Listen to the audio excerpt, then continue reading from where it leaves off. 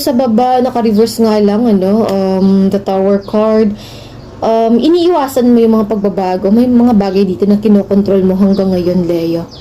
You know what? Paano siya darating kung tayo mismo ayaw natin mawala, matanggal yung bagay na yun? Kasi may paparating sa'yo, Leo. Isa din sa napansin ko, ano, kasi yung Jupiter is in the sign of Cancer sa ngayon. Sa kalagitnaan po ng taon, mag-change po yan siya. Mag-change po yan siya into sign of Leo.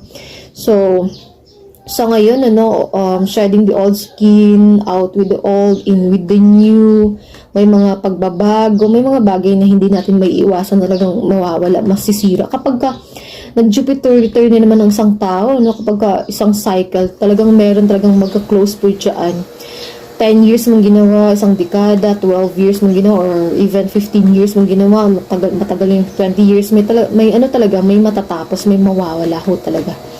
Kasi may panibago na naman pong paparating. Ano na siya, nagbabago ho ng sign, lalo na sa sign mo ngayon, Leo. Okay, kasi 12 house is spirituality, intuition, 12 house is 11 naman kasi friendship. 12 house is spirituality, intuition. 12 house is hidden, mental health.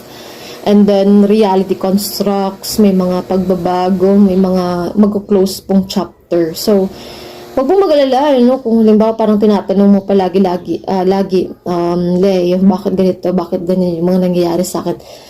Actually, lahat naman yung nakakaranas kasi ang susunod sa Leo, di ba, Aries, Taurus, Gemini, Cancer, Leo, Virgo naman, may mangyayari ho sa kanila sa taong ito na